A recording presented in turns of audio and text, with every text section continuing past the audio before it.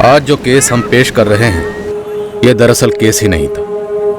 ना कोई शिकायत दर्ज हुई थी, ना जुर्म का कोई सुराग था, सिर्फ एक खबर हाथ लगी थी।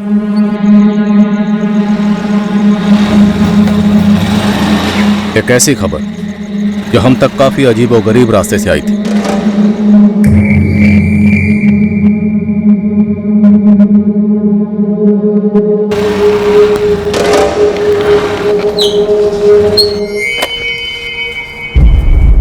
जीतू एक क्वार्टर पिलाना भाई। कि बे चंद्रू, हैप्पी बर्थडे तेरा। ये पिलाना बेकंजूस, 2 दिन से गला सूख रहा है भाई। हट चंद्रू, दोबारा हाथ लगाया ना बहुत बुरा पिटेगा तू, समझा? चल निकल। एक खबर है मेरे पास,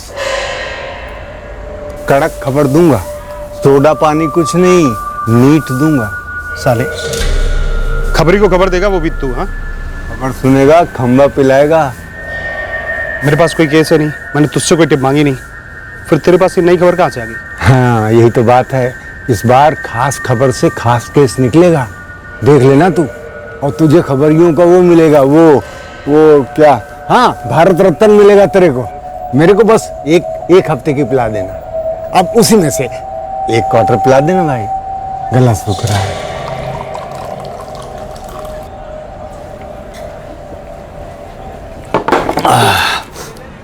चंद्रू खबर।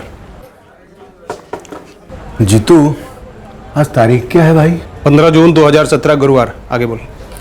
2015 में दिवाली कौन सी तारीख को पड़ी थी, याद है?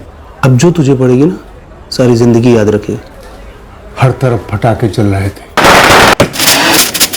2015 दिवाली का टाइम था। और क्या हुआ 2015 की दिवाली में?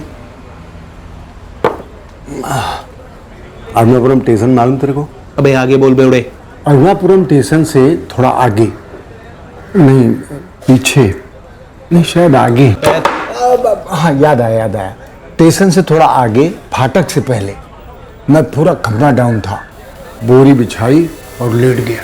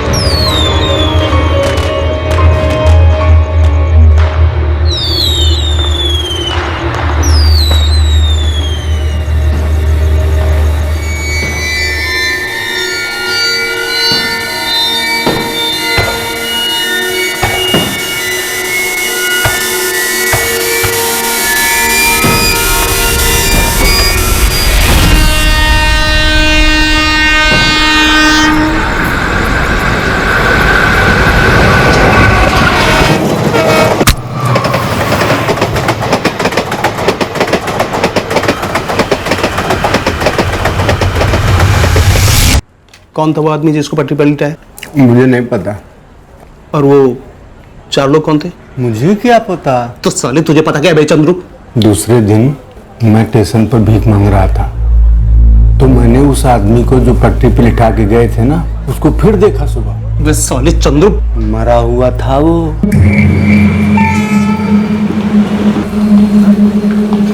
ये अम्मा भूखे को खाना खा। अम्मा 2 दिन से कुछ नहीं खाया। अम्मा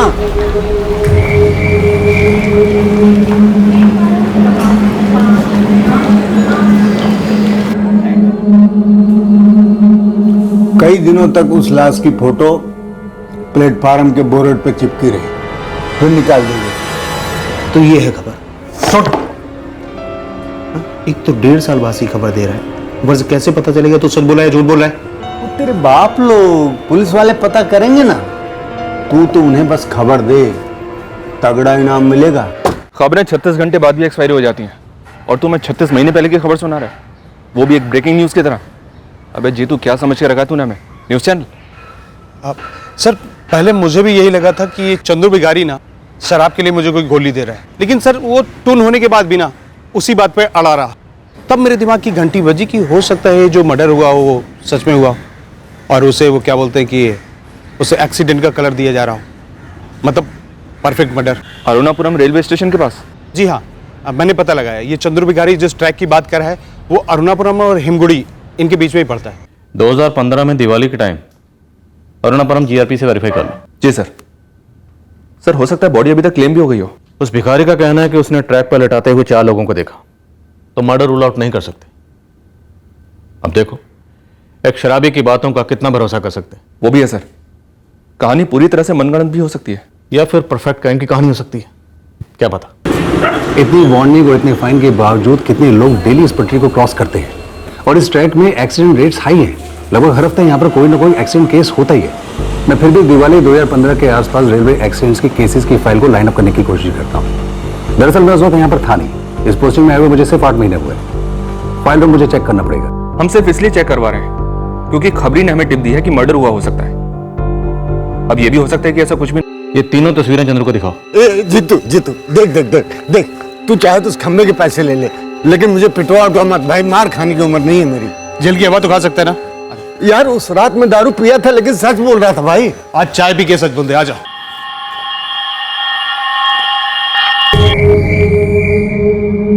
दिवाली का टाइम था, पक्का तू टाइट होगा, ट्रैक पर अंधेरा भी होगा, फिर भी तू पहचान गया।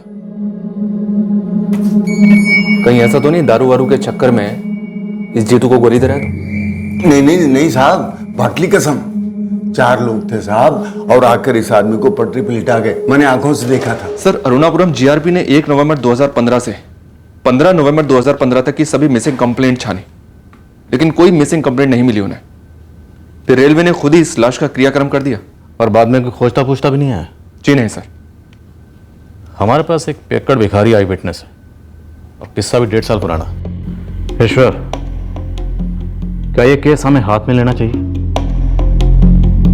नवंबर 2015 से जनवरी 2016 तक सिर्फ अरुणापुरम ही नहीं बल्कि कर्नाटक के हर पुलिस स्टेशन में ये फोटोग्राफ और डिटेल भेजे गए। कहीं पे भी किसी कंप्लेंट के साथ में ये मैच नहीं हुआ। जनवरी में केस क्लोज कर दिया गया। तो अब कहां से स्टार्ट करोगे महेश? तुम्हारे पास सिर्फ एक शराबी का बयान है, कोई मिसिंग कंप्लेंट भी नहीं है। सर शायद मिसिंग कंप्लेंट फाइल की ही नहीं गई, या हो सकता है किसी और डिस्ट्रिक्ट में की गई या किसी और स्टेट में। पर सर मेरा इंट्यूशन कहता है कि ये मर्डर हो सकता है।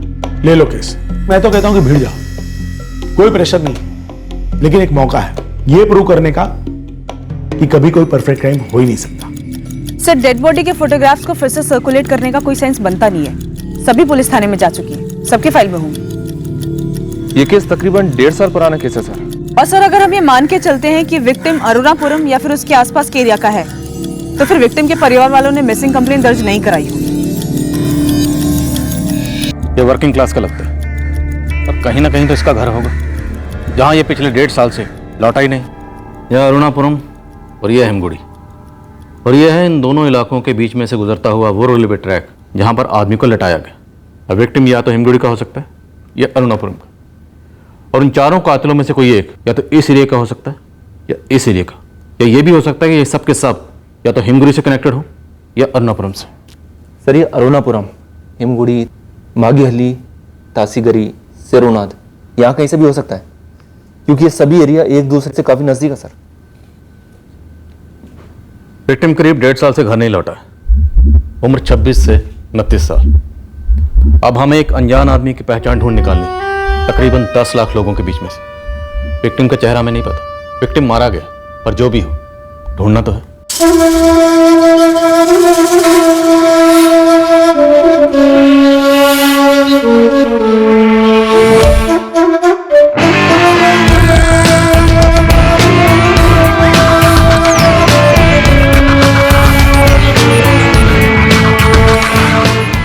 10 नवंबर 2015 की सुबह उसका सर कुचला हुआ मिला था अरुणापुरम से हेमगुड़ी के बीच रेलवे ट्रैक पर। उम्र 26 से 29 साल के बीच में होगी और गरीब घर से था। अब तुम लोग ये पता करो कि पिछले 1.5 साल के अंदर घर वापस कौन नहीं लौटा।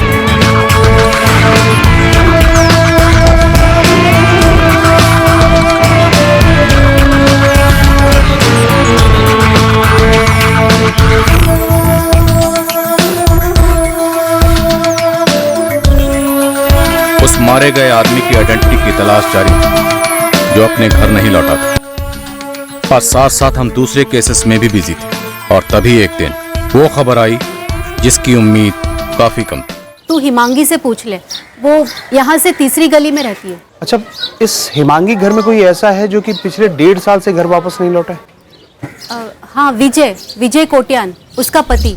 जहाँ तक मुझे याद है पिछले दिवाली से वो दिखाई नहीं। और हिमांगी घरों में काम करती है, इस वक्त शायद वो घर पे होगी।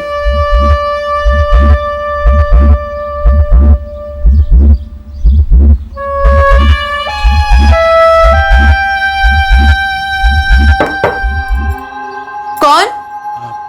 आप हिमांगी कोटियान? हाँ, मैं ही हूँ।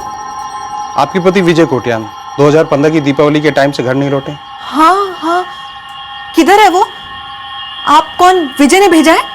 जी नहीं, मैं पुलिस की तरफ से हूँ। पुलिस? विजय जेल में है क्या? जी नहीं, मेरे पास एक फोटो है पर उसका चेहरा नहीं है। चेहरा नहीं है मतलब?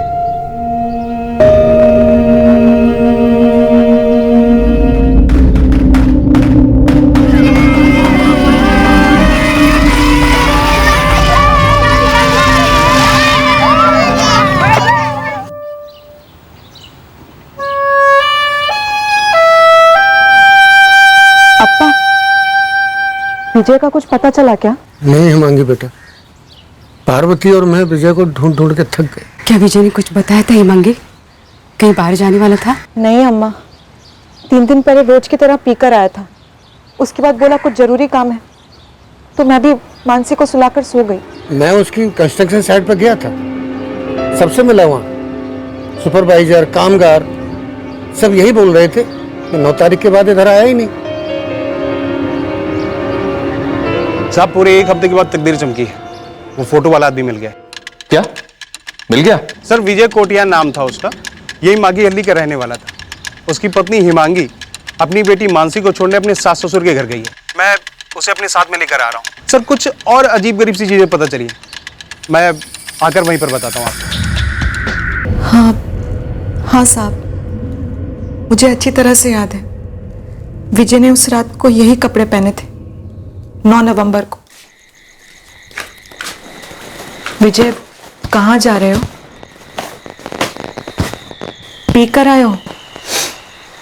और कितना पियोगे? और जा कहाँ रहे हो? मैं किसी का खून करने जा रहा हूं, ठीक है? और तूने ज्यादा टेंटे की नहीं मांगी, तेरे को भी काट दूंगा मैं, समझी? कहाँ जा रहे हो? विजय पीकर मारता था, बिना पिए भी मारता था। बहुत गुस्सा वाला था साहब। उस रात को भी गुस्से में ही निकला था घर से। ये जो विजय ने घर से जाते वक्त किसी को जान से मारने की बात कही थी, ये यूं ही नशे में कही थी या सच में उसकी किसी से कोई दुश्मनी थी? पता नहीं, कभी कभी तो मुझे भी मारने की धमकी देता था। हमारे एक सोर्स ने 4 लोगों को देखा था तुम्हारे पति विजय को पटरी पर लेटाते हुए। क्या तुम बता सकती हो कि वो लोग कौन हो सकते हैं? मुझे नहीं मालूम। हिमांगी, तुम कह रही थी कि तुमने, तुम्हारे सास और ससुर सबने विजय को काफी ढूंढा, तो फिर पुलिस कंप्लेंट क्यों नहीं कराई? आदत थी उसकी, झगड़ा करके जाएगा, फिर 2-4 दिन तक वापस नहीं आएगा, माँ बाप के घर पे ही रुक जाएगा और उसके बाद चुपचाप कुछ दिन में घर लौट आएगा। हमें लगा इस बार भी। पर इस बार 1.5 साल गुजर गए। चीतू, तू कुछ बताने वाला था ना? जी साहब, इनके घर से पहले भी एक आदमी गायब हुआ था। और कौन गायब हुआ था हिमांगी? मैं उनसे कभी मिली नहीं। उनसे? किनसे?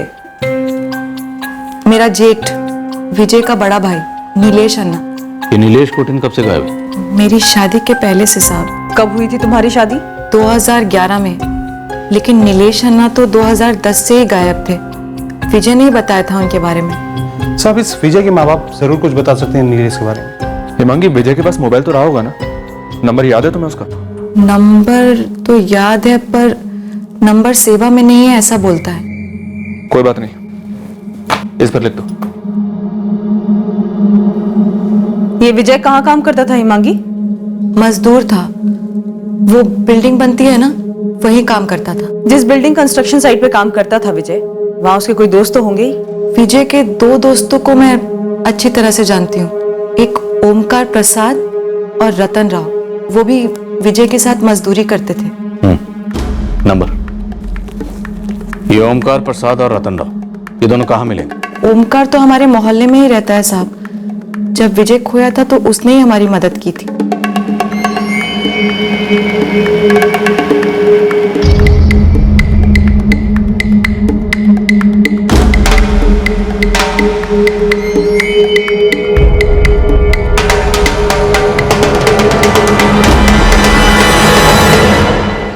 हरिहरन कोटियान, जी, मैं आपकी बहू हिमांगी, उसने आपको आपके बेटे विजय के बारे में बताया? जी बताया। आपकी बहू हिमांगी ने हमें आपके बड़े बेटे नीलेश के बारे में भी बताया। पहले नीलेश चला गया, फिर विजय। अब विजय के बारे में ऐसी खबर आई है कि कुछ ऐसा हुआ है।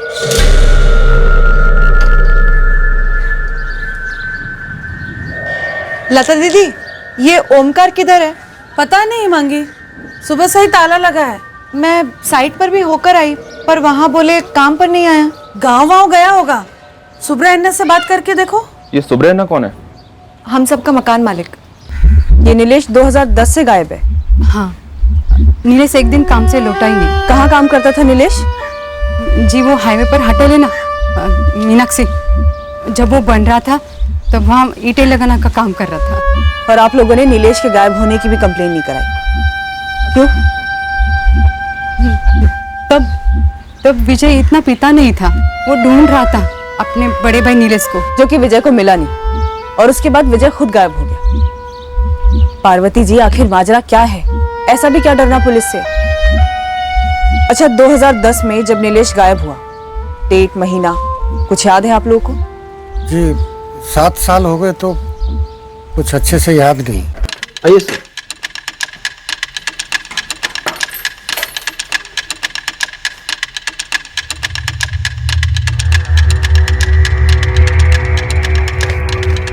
सर, लगता है घर बंद करके चला गया ओमकार। फोन ट्राई कर रहा हूँ लेकिन स्विच ऑफ आ रहा है। ओमकार ऐसे कैसे निकल सकते हैं? हमें तो बताया नहीं कुछ।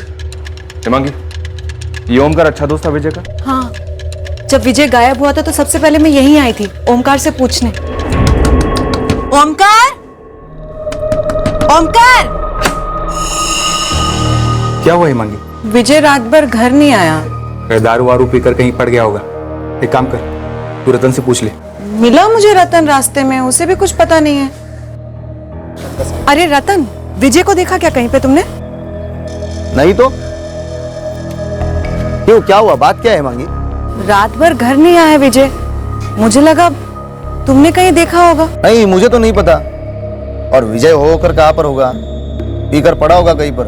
तू ओमकार से जाके पूछ, मैं इधर देखता हूँ। हिमांगी, क्या तुम आजकल में ओमकार से मिली थी? क्या उसे पता है कि विजय का मर्डर हुआ हो सकता है? हम लोग तहकीकात कर रहे हैं। नहीं साहब, मेरी तो महीनों से बात तक नहीं हुई ओमकार से। ये रतन कहाँ रहता है? मालूम नहीं। सुब्रा जी, आप जानते हैं रतन को? हाँ हाँ, अच्छी तरह। रतन भी यही रहता था ओमकार के साथ। रहता था मतलब? अब कहाँ रहता है वो? अब पता नहीं साहब, 2015 के आखिर तक दोनों यही रहते थे। एग्रीमेंट दिखाएं। लीजिए।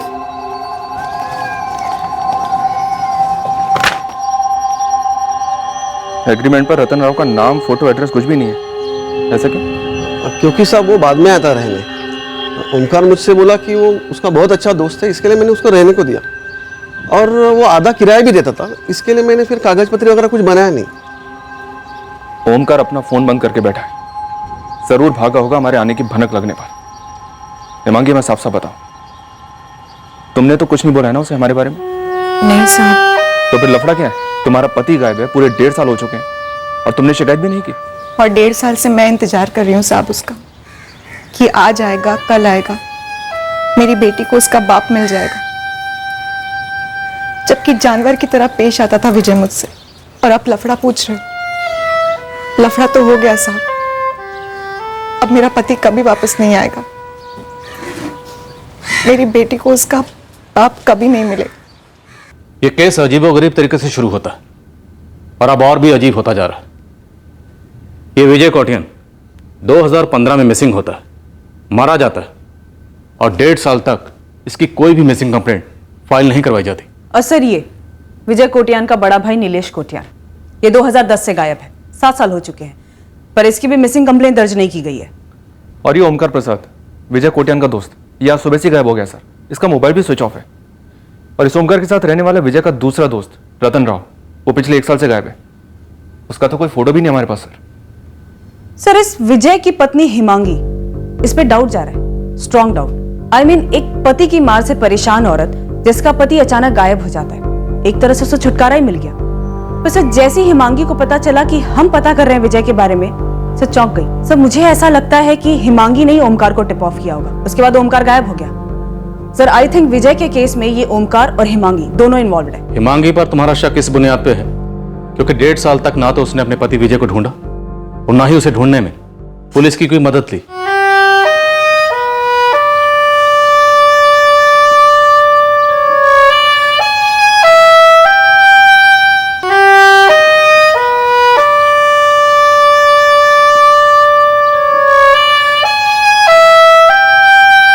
विजय कोटिन के मिसिंग होने में हम उसकी पत्नी हिमांगी पर शक कर सकते हैं, लेकिन फिर नीलेश के गायब होने में? सर, ये विजय हिमांगी की शादी 2011 में हुई थी, पर ये नीलेश तो 2010 से ही गायब है।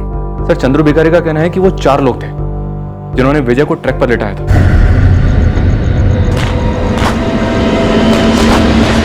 सर, अभी तक हमें विजय के सिर्फ 2 दोस्तों के बारे में पता चला है। एक तो ये ओमकार प्रसाद और दूसरा है रतन राव, जिसका अभी तक हमारे पास फोटो नहीं है।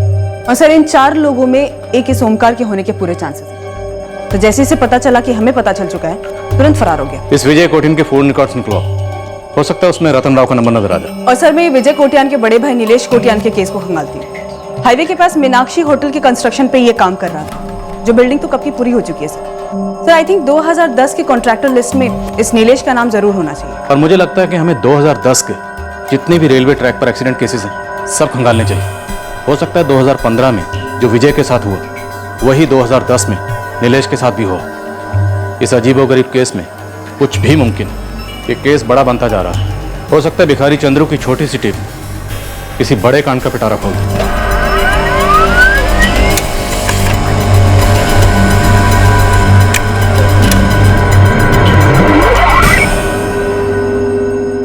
जी मुकेश सर, साल 2010 में जितने भी ट्रेन एक्सीडेंट केसेस है आपके ज्यूरिसडिक्शन में, मुझे सभी की फाइल चाहिए। उसके लिए थोड़ा वक्त देना पड़ेगा अंजलि, 7 साल पुराने रिकॉर्ड्स हैं। ठीक है मुकेश सर। जीतू इस ओमकार प्रसाद को ढूंढ निकाल। ये पक्का को जानता है, इसलिए हमें सूंघते ही किसी बिल में जाकर छुप गया। और इस हिमांगी पर भी नजर रखवा, हमें शक है कि इसकी भी इन्वॉल्वमेंट हो सकती है। सर, आप चिंता मत करो, ये केस मेरे लिए बहुत खास है। उल्टा जो चल रहा है सब ऐसा पहली बार हो रहा होगा ना, कि मेरी दी हुई खबर की पेट से केस जन्म ले रहा है।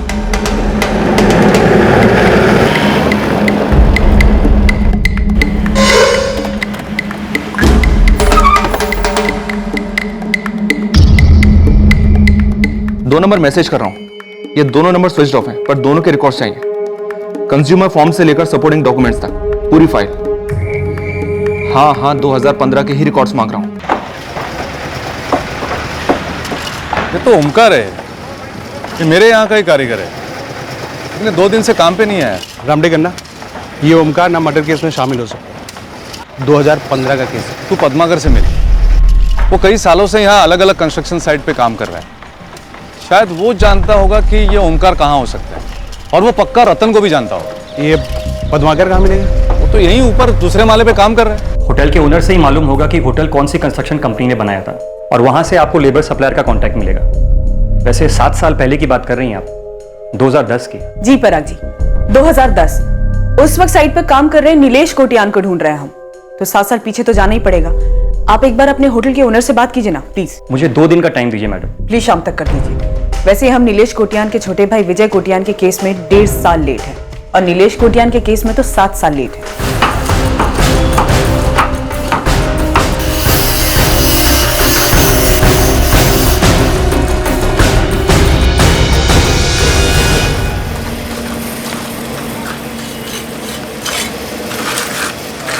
पद्माकर।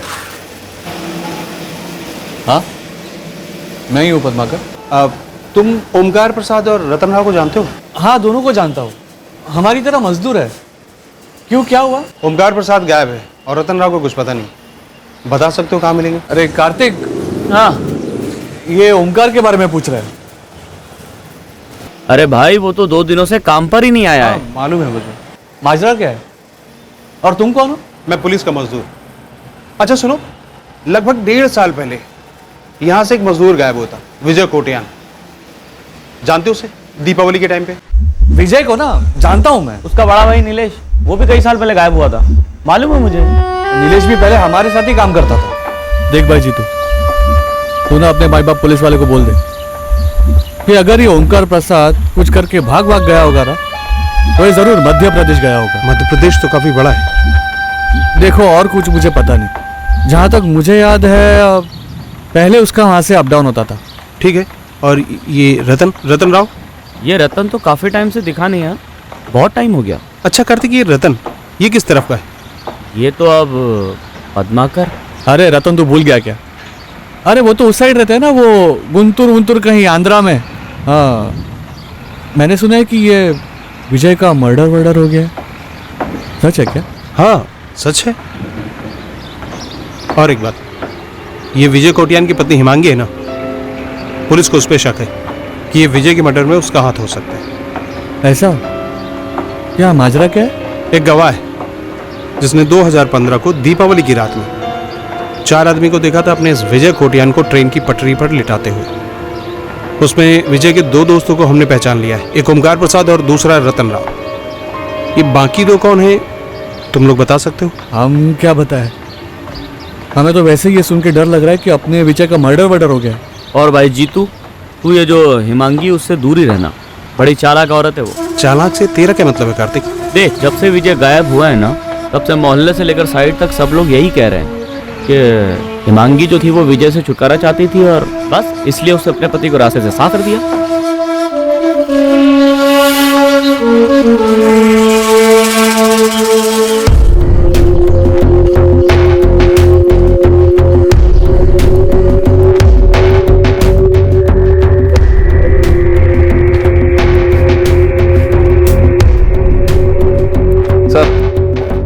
एक और फाइल 2010 के एक्सीडेंट केस की।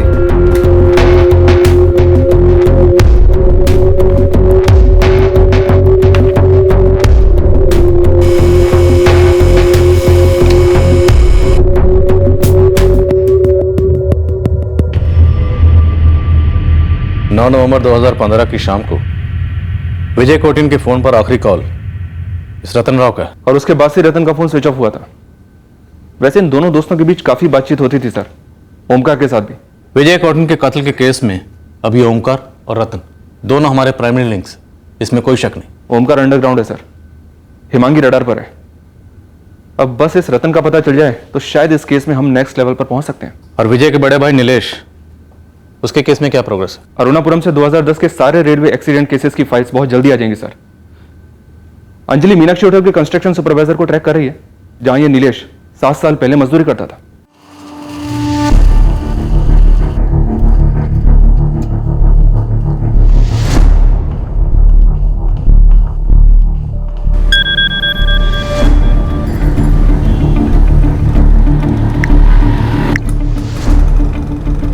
लगा रहे जीतू, छोड़ना मत। जो सवाल ओमकार प्रसाद से करना है वही सवाल हमें इस रतन राव से भी करना है। सर वैसे मैंने मध्य प्रदेश में अपने 4 आदमी को काम पर लगा दिया है, जो अलग अलग जगहों पर इस ओमकार प्रसाद को ढूंढ रहे हैं। और गुंटूर साइड में एक टीम ऑन कर दी है इस रतन राव के लिए।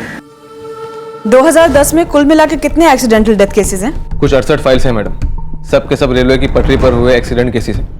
इनमें से ज़्यादा तो शराबी और गर्दुले थे जो नशे की हालत में ट्रैक पर गिर गए। कुछ सुसाइड केसेस भी हैं मैडम। कुछ 68 फाइल्स हैं मैडम, सब के सब रेलवे की पटरी पर हुए एक्सीडेंट केसेस हैं। इनमें से ज़्यादा तो शराबी और गर्दुले थे जो नशे की हालत में ट्रैक पर गिर गए। कुछ सुसाइड केसेस भी हैं मैडम।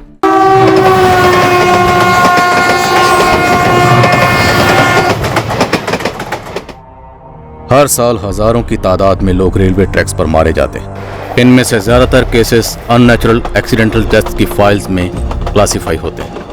कई लाशें लावारिस बनकर पड़ी रहती हैं, जिनका रेलवे द्वारा क्रियाक्रम कर दिया जाता है। कभी कभार, जैसे कि इस केस में, मर्डर को एक्सीडेंट का रंग देकर उस संगीन जुर्म को एक्सीडेंट फाइल्स में छुपा दिया जाता है। गुजरते वक्त के साथ साथ ये साफ होता गया कि विजय कोटियान का case clear cut murder case था, और 2010 की फाइलों में से भी हमें विजय कोटियान के केस से काफी मिलता जुलता केस मिलने वाला था, और उसमें भी शायद मर्डर को एक्सीडेंट का लिबास पहना दिया गया था। और ये केस था विजय के बड़े भाई। सर 2010 के 68 केसेस में से ये केस ऐसा है जिस पर डाउट जा रहा है। ये सितंबर 2010 का है। और सर इस केस में भी बॉडी ज्यों की त्यों है, सिर्फ सर ट्रेन के नीचे आके कुचल गया है, बिल्कुल विजय कोटियान के केस की तरह।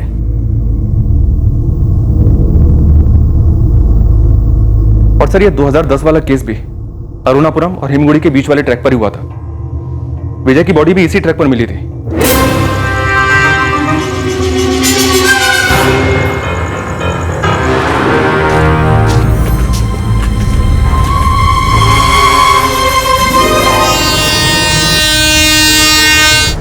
अब शायद हम एक नहीं, दो मर्डर केसेस का सामना कर रहे हैं।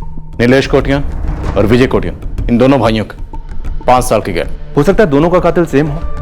और सर मोडस ऑपरेंडी तो सेम है ही। ये मोडस ऑपरेंडी, ये इस तरह लोगों को मौत की घाट उतारने का तरीका शायद उन 4 हत्यारों ने कुछ और लोगों पे भी अपनाया होगा। सर मैं नीलेश और विजय के पेरेंट्स को नीलेश की फोटो दिखाता हूँ। हालांकि ऐसी हालत में उनके लिए पहचान पाना थोड़ा मुश्किल होगा, फिर भी ट्राई करता हूँ। शायद नीलेश के कपड़ों से पहचान जाए।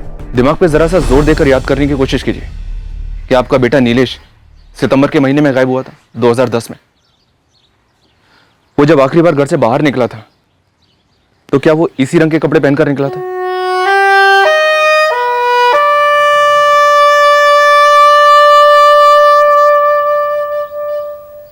हरी जी, पार्वती जी, क्या ऐसा कोई भी है जो हमें नीलेश के बारे में और जानकारी दे सकता है, जो उसके करीब था? कि उसके सबसे करीब तो हम ही थे, पर हम बुढ़े हो गए। 7 साल पुराना सब कुछ धुंधला सा हो गया है। नीलेश को भी ऐसा ही मार डाला गया था। कौन थे वो लोग? पार्वती जी, हमें पक्का तो नहीं मालूम। हाँ, लेकिन जिस तरह से विजय का कत्ल कर दिया गया था रेलवे ट्रैक पर सुलाकर, ठीक उसी तरह से इस आदमी का भी कत्ल कर दिया गया था। अब हमें यह लग रहा है कि सितंबर 2010 की ये लाश आपके बड़े बेटे नीलेश की थी। अच्छा, क्या आप लोगों की कोई पुरानी खानदानी दुश्मनी है जिसके चलते आपके दोनों जवान बेटों को गायब करके मार डाला गया? हम गरीबों का कैसा खानदान, कैसी दुश्मनी। हम खाली पेट उठते हैं, अपना खून जलाते हैं, मेहनत करते हैं, तभी जाके 4 चावल पेट में गिरता है। हमारे औकात है क्या किसी से लड़ने की या झगड़ने की? सॉरी मैडम, थोड़ा टाइम लगा हमारे होटल की कंस्ट्रक्शन कंपनी तक पहुंचने में, लेकिन लेबर सुपरवाइजर से कांटेक्ट हो गया। Thank you Parag ji, please इस सुपरवाइजर का नंबर फॉरवर्ड कर दीजिए तुरंत। जी मैडम, मैं अभी फॉरवर्ड करता हूँ। नाम क्या है इस लेबर सुपरवाइजर का? लेबर सुपरवाइजर का नाम है गिरीश किन्नी। हेलो हेलो, हाँ कौन बोल रहा है? मैं assistant sub inspector Anjali Shetty बोल रही हूँ, क्राइम ब्रांच से। क्या बात है मैडम? गिरीश, 2010 में हाईवे पर होटल मीनाक्षी का कंस्ट्रक्शन चल रहा था, वहाँ पे तुम्हारा एक लेबर काम कर रहा था, नीलेश कोटियान। वो नीलेश कोटियान, वो मागेली वाला? नहीं, ये देख के तो नहीं बता सकता कि ये नीलेश कोटियान है। मतलब वैसे भी 7 साल हो गए, सैकड़ों मजदूर आए गए, और उसमें इसका चेहरा भी तो। गिरीश, ये मर्डर केस है। जिस तरह नीलेश के छोटे भाई विजय का मर्डर हुआ 2015 में, उसी तरह 2010 में खुद नीलेश के भी मर्डर होने की संभावना है। छोटे मजदूर आदमी का कत्ल करके किसको क्या मिलने वाला है? वही तो हम जानना चाहते हैं गिरीश। और सिर्फ इतना ही नहीं, हमें डाउट है जिस तरह से इन 2 भाइयों को मार दिया गया रेलवे ट्रैक पर लिटाकर, उसी तरह से उन लोगों ने और भी कई लोगों को मारा हो सकता है।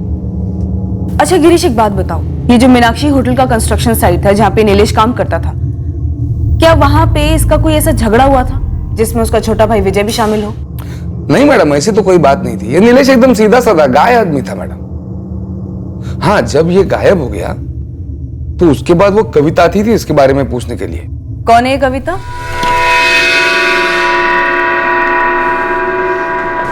गिरीश अन्ना, हाँ, नीलेश आज भी नहीं आया काम पर। तो मैं क्या करूं? 2 दिन हो गए, आपको बता के गया तो छुट्टी क्यों ले रहे हैं? मेरे को बोला होता तो सुबह तुमने जब पूछा तभी बता देता ना। 5वीं बार पूछने से का अलग जवाब दूंगा मैं।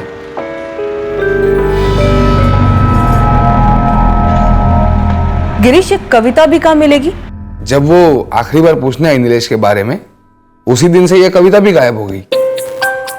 ये हो क्या रहा है गिरीश?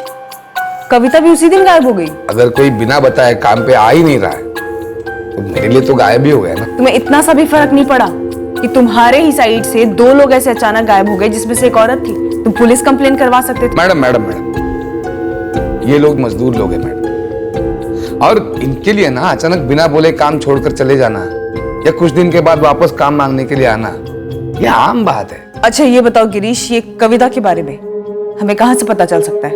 ये वो मागी अली है ना, वहाँ की चित्रपुरी करके बस्ती है, वहां से आती थी ये कविता। और हाँ, महाराष्ट्रियन थी। कोई फोटो वोटो नंबर है तुम्हारे पास उसका? अभी फोटो वोटो कहाँ मैडम? सर कहीं विजय और नीलेश की तरह ये कविता भी मारी तो नहीं गई? ये चंद्रू भिखारी हमारी झोली में क्या डाल गया? किसी कत्ल की टिप या कत्लों का पिटारा? सर ये कोई रिले रेस जैसा होता जा रहा है। एक मिसिंग कंप्लेंट दूसरे की तरफ इशारा कर रही है और एक मर्डर केस दूसरे मर्डर को दस्तक दे रहा है। सर आई थिंक हमें इस कविता को चित्रापुरी बस्ती में ढूंढना चाहिए। शायद वो हमें नीलेश के केस के बारे में कोई लीड दे पाए और नीलेश का केस शायद विजय के हथियारों तक हमें पहुंचा दे। रतन राव और ओमकार प्रसाद, ये कहां दौड़ रहे हैं इस वक्त? सर्च जारी है सर, कब्रियों का महागठबंधन काम पर लगा हुआ है। ऑपरेशन कविता, लेकिन ध्यान रहे इस रिले रेस में वो बैटन, वो कड़ी हमारे हाथ में आनी चाहिए जो हमें इन केसेस की तह तक लेकर जाए। ऐसा ना हो कि हर खिलाड़ी अलग अलग दौड़ रहा है, कोई ट्रैक में कोई स्टेडियम में। बस एक ऐसी कड़ी मिल जाए जो इन सारे केसेस को आपस में जोड़ दे, मर्डर और मिसिंग केसेस को। पता नहीं इस रेलवे ट्रैक पर और कितनी लाशें बिछाई गई होंगी। कविता को जानती हैं आप किसी कविता को जानती हैं? कंस्ट्रक्शन साइट पे काम करती कविता, महाराष्ट्र ने। हाँ कविता।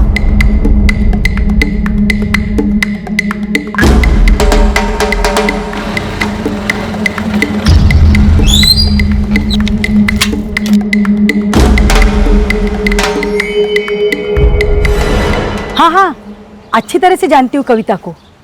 पूरा नाम क्या है इस कविता का? शादी के पहले था कविता मोरे और शादी के बाद हो गया कविता मालगी। अच्छा तो उसका पति भी है, कहाँ रहता है वो? आपको मालूम नहीं? अरे 2009 में उसका पति अचानक गायब हो गया। गायब हो गया? कहाँ, यहीं चित्रापुरी से? हाँ, अरे 1 नंबर का बेवड़ा था। एक दिन गया बार में दारू पीने और अचानक से गायब हो गया। पूरा नाम क्या था इसके पति का? दयानंद मालगी। मैडम यही हमारे साथ साइट पे मजदूरी करता था। अरे कविता पे इतना हाथ साफ करता था, जानवरों जैसा मारता था। पर पुलिस में किसी ने इस मारपीट की कंप्लेंट तो नहीं कराई होगी। अरे पति पत्नी के झगड़े में कोई पुलिस को लाता है क्या? और यही सोचकर पता नहीं कितनी सारी औरतें अपनी जान गंवा बैठती। खैर गौरी जी, मुझे ये कविता चाहिए, कहाँ मिलेगी? क्या मैडम? अरे उसका पति दयानंद गायब होने के बाद कुछ 1 साल बाद कविता भी यहाँ से चली गई। कोई तो होगा ऐसा बस्ती में जिसके साथ उसने वास्ता रखा। हाँ हाँ, कविता की एक खास दोस्त थी, नफीसा। नफीसा वो है या वो भी गायब? अरे नहीं नहीं मैडम, अभी तक तो है। मतलब यहाँ चित्रपुरी में नहीं, यही बाजू में मागी हल्ली है ना, वो बस्ती में रहती है। अरे पिछले हफ्ते मैं गई थी ना बाजार में, वहाँ दिखी थी मेरे। आपके पास नंबर है उसका? नंबर नहीं। आज के बाद आप रोज मागी हल्ली जाएंगे और वहां जाने के बाद आप नफीसा का इंतजार करेंगे। जैसे ही आपको नफीसा दिखती है आप तुरंत उससे हमारा कांटेक्ट करेंगे। ठीक है मैडम।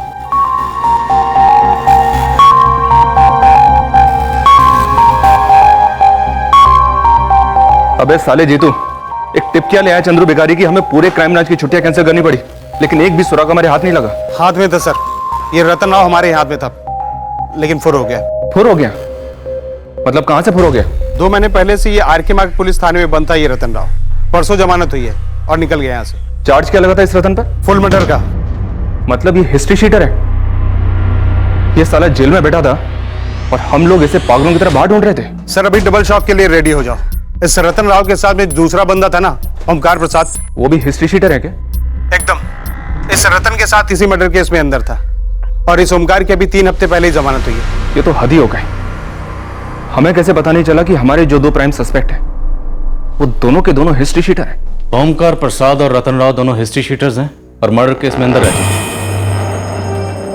अब तो पक्का लग रहा है कि नीलेश और विजय को इन दोनों ने ठिकाने लगाया। और कविता का पति दयानंद मालगी जो 2009 से गायब है, कहीं ऐसा तो नहीं कि उसकी अननेचुरल एक्सीडेंट केस की फाइल बनी हो पर असलियत में उसका भी मर्डर हुआ? इस हिमांगी को तोड़ते हैं सर। ये कब से खामोश बैठी तमाशा देख रही थी।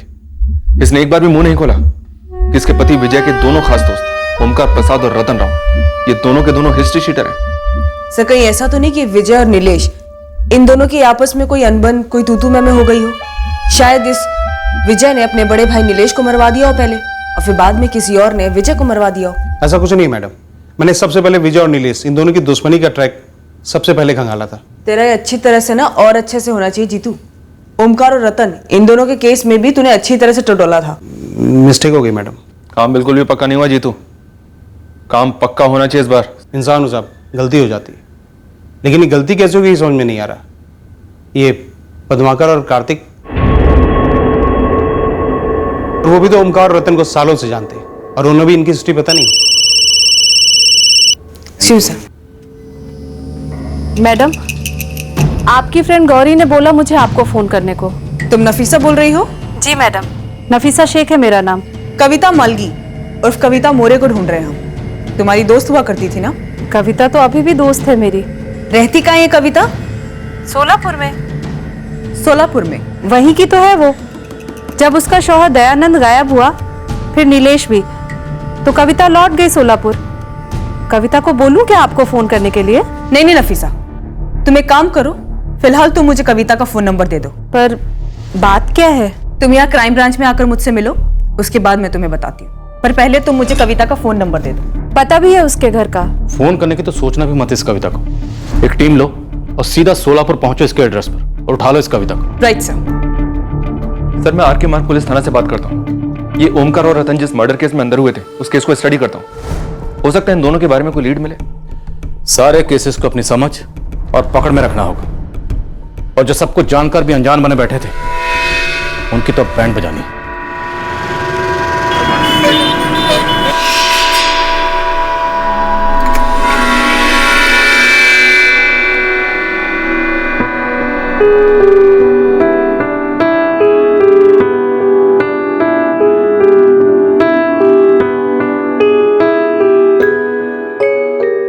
इंफॉर्मेशन का एक छोटा सा तिनका कई डूबे हुए केसेस को बाहर उभार लाया था, हमारी तहकीकात की नैया को आगे बढ़ा पाया था, पर किनारा अभी बहुत दूर था। हमें एक से एक पेचीदा बवंडरों का सामना करना था। सोलापुर पहुंचते पहुंचते यह सवाल पूरी टीम के जहन में डुबकियां लगा रहा था, क्या हम कविता तक पहुंच पाएंगे?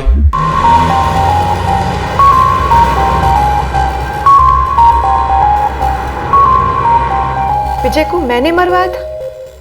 मैंने? मार तो हर रोज मैं खाती थी साहब। शायद यही वजह थी मरवाने की। विजय के बिना कैसी जिंदगी बिताई है मैंने, आप क्या समझेंगे?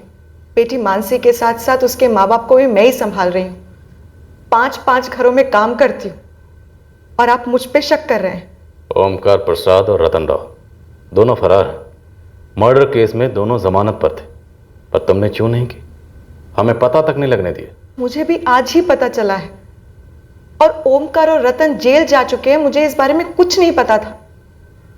और वो तो विजय के अच्छे दोस्त थे, कितनी मदद की थी उन्होंने मेरी विजय को ढूंढने में। सब नाटक है जो 1.5 साल तक अच्छी तरह चला। पूरे चांसेस हैं कि रतन राव और ओमकार प्रसाद ने विजय को या फिर नीलेश दोनों का मर्डर किया। बाकी 2 कौन थे? मुझे कैसे पता होगा साहब? क्योंकि शायद तुम 5वीं हो। ओमकार यहीं मागी हली में था जब हम विजय के कत्ल की पूछताछ के लिए तुम तक पहुंचे। तुमने उसे इन्फॉर्म कर दिया और वो फरार हो गए। सक हम पे नमक मत रगड़ो साहब, मेरी छोटी बच्ची है। अभी तक मैंने उम्मीद नहीं हारी थी, हर रोज राह देखती थी, आज आएगा विजय, कल आएगा विजय। और रतन और ओमकार के बारे में मुझे कुछ मालूम नहीं था। और अगर वाकई में उन्होंने विजय का खून किया है तो सबसे पहले मुझे पूछना है क्यों?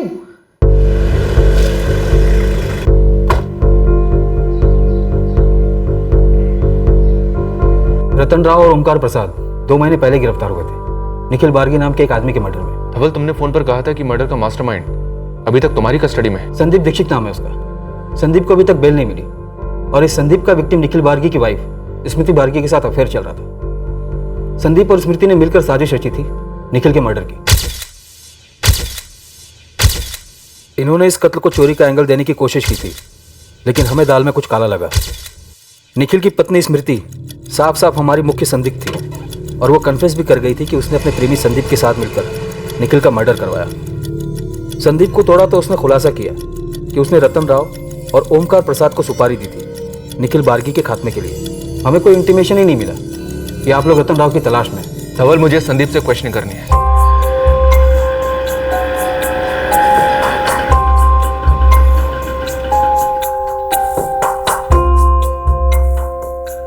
सब कुछ तो बता चुका हूं कोर्ट में। फिर से बोल संदीप। सुपारी मैंने रतन राव को दी थी। ओमकार प्रसाद को रतन ही लाया था। ये रतन कहां से मिला? पुरानी पहचान थी, नंबर था रतन का। मालूम था कि पैसों के लिए वो कुछ भी करेगा। इससे पहले भी कर चुका है। किसका मर्डर किया पहले रतन ने? इन दोनों का? मुझे नहीं पता रतन ने पहले किस किस को मारा और क्यों। ये रतन राव कहां मिलेगा अभी? फोन स्विच ऑफ है उसका। संदीप कुछ छिपा मत, बोल दे। मैंने आपको पहले भी बोला था ना कि रतन आपको कहां मिलेगा। आपको वही मिला ना वो। अब उसका और कोई ठिकाना है तो मुझे नहीं मालूम। कोई और जानकारी है उसके बारे में जो हमारे काम आ सके? रतन और ओमकार के साथ एक और बंदा आने वाला था। ओमकार लाने वाला था उसे। कार्तिक गिरी करके बंदा था। तो पहले क्यों नहीं बताया इस कार्तिक गिरी के बारे में? वो काम के लिए आया ही नहीं, तभी तो नहीं बताया। ये कार्तिक गिरी भी कंस्ट्रक्शन साइट पे काम करने वाला मजदूर है क्या? पता नहीं साहब। वो तो रतन मुझसे बोला था कि मर्डर के लिए और 2 आदमी उसके साथ आएंगे। ओमकार को तो मैं मर्डर की रात को मिला। वो ओमकार से पता चला कि कोई कार्तिक भी आने वाला था पर नहीं आ पाया। सर एक बैड न्यूज़ है, अभी कार्तिक गिरी यहाँ से गायब हो गया। ये हो क्या रहा है जीतो? इस केस में लोग गायब होते हैं फिर मरे हुए पाए जाते हैं, और जिन लोगों की लीड हमको मिलती है वो लोग भी गायब हो जाते हैं। सर यही सारी चीज़ों से मेरा दिमाग का दही हो रहा है। लेकिन सर वो उस कार्तिक के साथ में जो दूसरा बंदा था ना पद्माकर, वो अभी भी यही है। अभी अभी मेरी उससे बात हुई है। कार्तिक तो मेरा सिर्फ दोस्त है, वो भी यहाँ काम पे। बाकी टाइम वो क्या करता है क्या नहीं कैसे पता चलेगा? जब मैंने तुझसे और कार्तिक से पहले बात की तो तूने क्या बोला था कि तू ओमकार प्रसाद, रतन राव, नीलेश और विजय कोटियान इन सब को जानता है। अरे एक साथ मिट्टी उठाते थे हम। लेकिन तुझे कभी यही पता नहीं चला कि वो किस मिट्टी से बने। ओमकार प्रसाद और रतन राव दोनों हिस्ट्री शीटर हैं। ये लोगों की कुंडलियां निकलवाना तुम खबरियों का काम है, हम मजदूरों का नहीं। तू एक काम कर, हमारे सुपरवाइजर रामटेक अन्ना के पास जा और उसका सर खा। ये बात तो मेरी समझ के बिल्कुल बाहर है कि कोई विजय और नीलेश जैसे गरीब मजदूरों का मर्डर क्यों करेगा। दूसरी बात, वो कार्तिक 2 दिन से काम पे नहीं आया। अब इतनी सी बात से मेरी ट्यूबलाइट कैसे जलेगी कि ये कार्तिक भी उस ओमकार की तरह पुलिस से बचता भाग रहा होगा। सर मैं इस कार्तिक के घर पर होके आया, ताला लगा है वहाँ पर। उसके पड़ोसियों ने बताया कि वो बोरिया बिस्तर लेकर गायब हो गया। 2015 में दिवाली का टाइम 9 नवंबर को तेरे इस चंद्रू भिखारी ने 4 लोगों को विजय को पटरी पर लिटाते हुए देखा था। उन चारों में से 3 ये हो सकते हैं, ओमकार प्रसाद, रतन राव और ये कार्तिक गिरी। हमें इन तक पहुंचना है, इनको पकड़ना है जीतू। इन तीनों के पीछे मेरी पूरी फौज पड़ी है। सर मैंने उस कविता के बारे में बताया था ना आपको, तो नीलेश के गायब होने के बाद बार बार उसे पूछने आती थी 2010 में। वो जिसका पति दयानंद 2009 में गायब हुआ था? जी सर भाई। मुझे लगता है इस कविता का इस केस के साथ जरूर कुछ लेना देना सर, क्योंकि नीलेश के गायब होने के बाद वो भी गायब हो गई थी यहाँ से।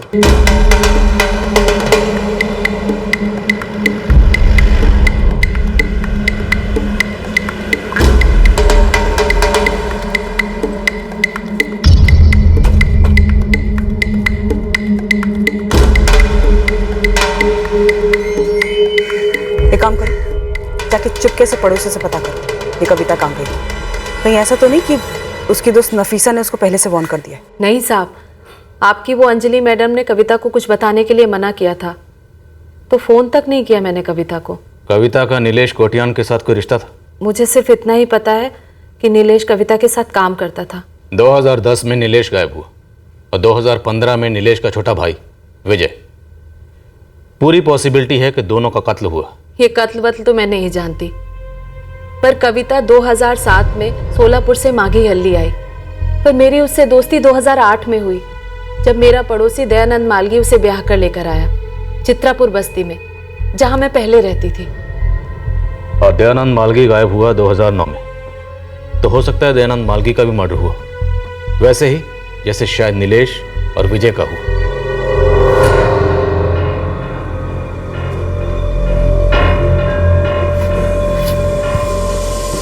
सर, ये फरवरी 2009 का है। क्या माजरा है? इतने सारे एक्सीडेंट केसेस मर्डर बन के निकल रहे हैं। 2015 का केस हमें 2010 में लेकर गए और 2010 का केस हमें 2009 में लेकर आए। क्राइम ब्रांच को शक है कि 2009 में किसी शख्स दयानंद मालगी को ट्रैक पर लिटा के मर्डर किया गया हो सकता है। नफीसा, जब दयानंद मालगी गायब हुआ तो उसकी पत्नी कविता ने कोई मिसिंग कंप्लेंट नहीं लिखवाई, क्यों? घर आई चमकती तकदीर को कौन ठुकराएगा साहब? मतलब? 2008 में मेरा पड़ोसी दयानंद मालगी कविता को ब्याह कर लाया, पर सच कहूं साहब, उसकी औकात ही नहीं थी कि उसकी कोई औरत हो। पहले शराब पीता था, फिर कविता का खून। कभी कभी तो ऐसी हालत कर देता था कि कविता काम पर भी नहीं जा पाती थी। भाग जा कविता, छोड़ दे दयानंद को, तोड़ दे ये शादी। कभी कभी मैं भी यही सोचती हूँ नफीसा दी, पर हिम्मत ही नहीं होती। अगर हिम्मत होती तो उस दयानंद से कभी शादी नहीं करती, पर आई को ना बोलने की हिम्मत नहीं थी मुझ में। अब भी देर नहीं हुई है, 6 ही महीने तो हुए हैं तेरी शादी को, उसमें ये हाल है। पता नहीं आगे दयानंद तेरे साथ क्या करेगा। कविता, मुझे तेरी फिक्र है, इसीलिए कह रही हूँ, कब तक चलेगा ऐसा? पता नहीं नफीसा दी, कोई इतना जानवर कैसे हो सकता है। मेरी रूह कांप उठती है जब रात को वो दरवाजा खटखटाता है।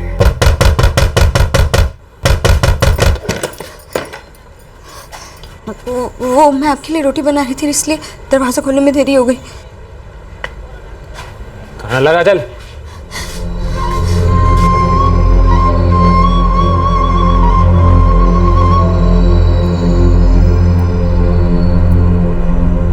उसके वैश्यपन को सह नहीं पा रही थी कविता, लेकिन भागकर जाने की हिम्मत भी नहीं जुटा पा रही थी वो। 1 साल ये सब सहते सहते जिंदा लाश बन गई थी वो साहब। वो तो कविता की तकदीर अच्छी थी कि एक रात दयानंद लौटा ही नहीं, और उस दरवाजे पर दहशत वाली दस्तक रुक गई।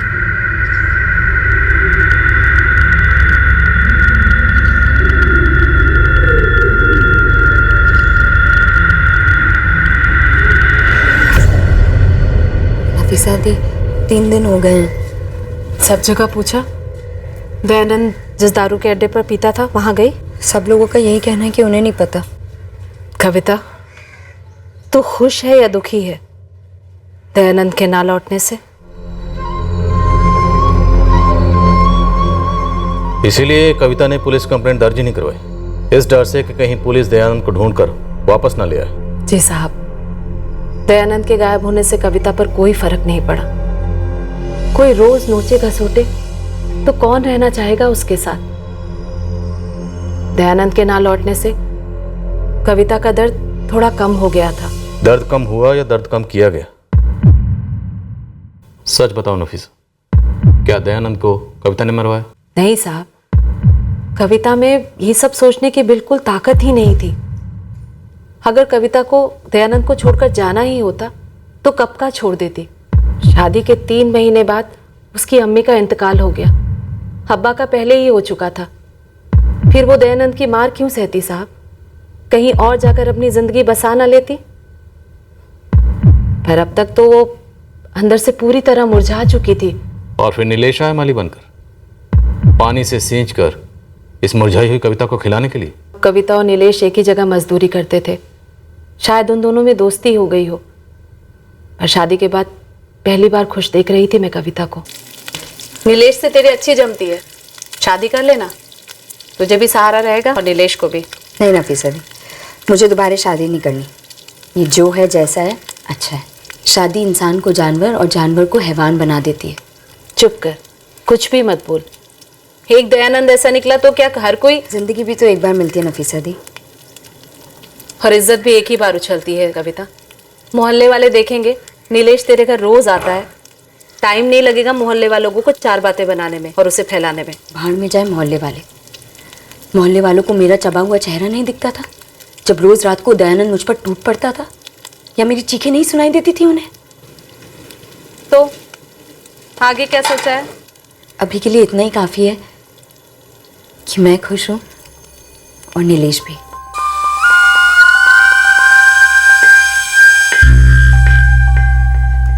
हमें एक दूसरे का साथ पसंद है। काम का बोझ जैसे महसूस ही नहीं होता और वक्त कैसे निकल जाता है पता ही नहीं चलता। वो घर आता है तब भी बहुत अच्छा लगता है। इंसान है वो, अच्छा इंसान। हम दोनों एक दूसरे से बहुत ही नाजुक धागे से बंधे हैं। अगर धागा ज़्यादा कस लिया तो या तो धागा टूट जाएगा या गले का फंदा बन जाएगा। पर कभी ना कभी तो इस रिश्ते को नाम देना ही होगा ना।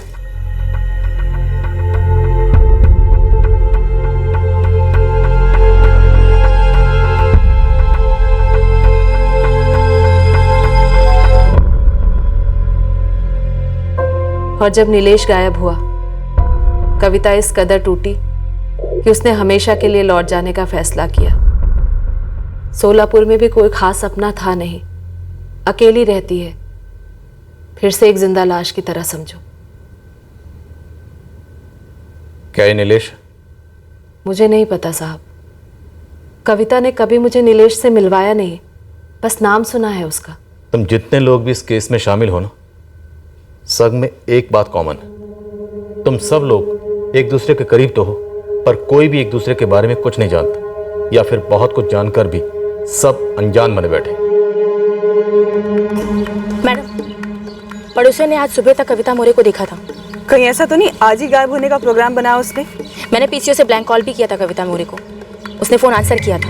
अगर वो भाग गई होती तो फोन स्विच ऑफ कर दिया होता।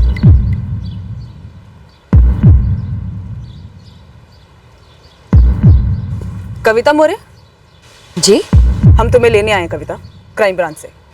पर क्यों?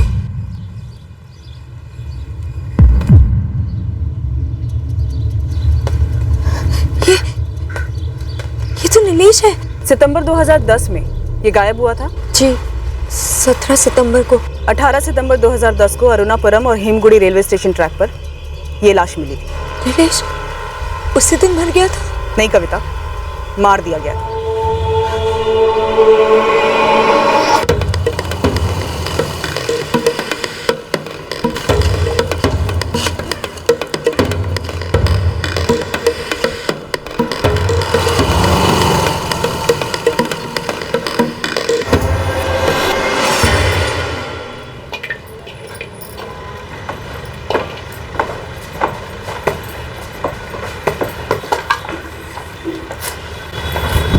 कविता, रोज रोज क्यों झेलती है उस जानवर को?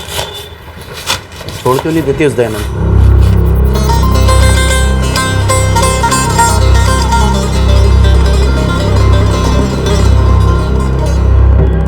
कविता, अब तो दयानंद तुम्हारी जिंदगी की तस्वीर से गायब है। मुझे ऐसी तस्वीर ना फिर से बनानी और ना ही देखनी है। बहुत डरावनी होती है शादी की तस्वीर। मतलब तुमको मुझ पर भरोसा नहीं है?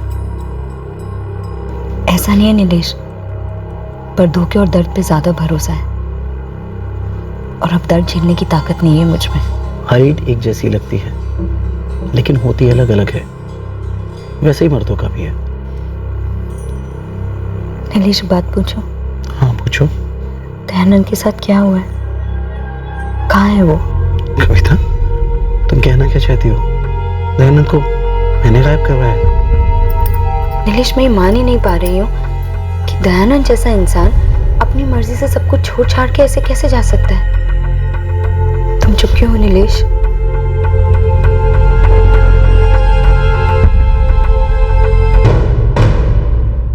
इस बार हम 2009 के एक्सीडेंट केसेस में सीधे सीधे मर्डर केस ढूंढ रहे थे। एक ऐसा केस जहां जिंदा आदमी को या उसकी लाश को रेल की पटरी पर इस कदर लटाया गया हो जिससे वो एक एक्सीडेंट केस लगे। और हम चौंक गए जब हमारी सोची गई मोडस ऑपरेंडी दरअसल एक असलियत साबित हो। मर्डर को एक्सीडेंट बनाने का यह तरीका बाकायदा अपनाया गया, जैसे 2010 में नीलेश का और 2015 में नीलेश के छोटे भाई विजय कोटियन का।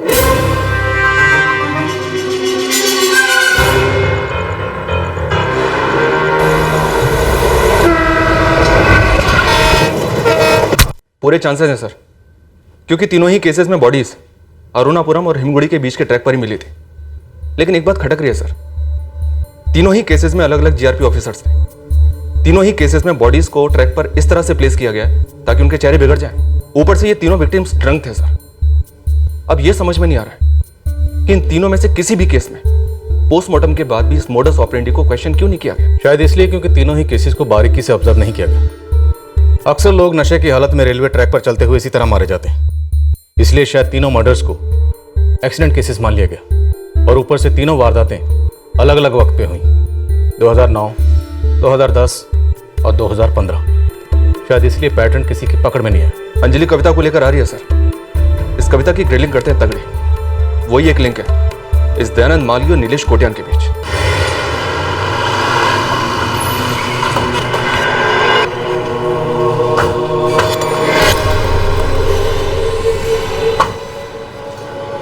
जी, ये मेरे पति दयानंद मालगी हैं। 14 जुलाई 2009। तारीख सही है? जी, हम दोनों पूरा दिन साइट पर काम कर रहे थे। शाम को मैं घर चली गई और रोज की तरह पीने चले गए और फिर रात भर घर नहीं आए।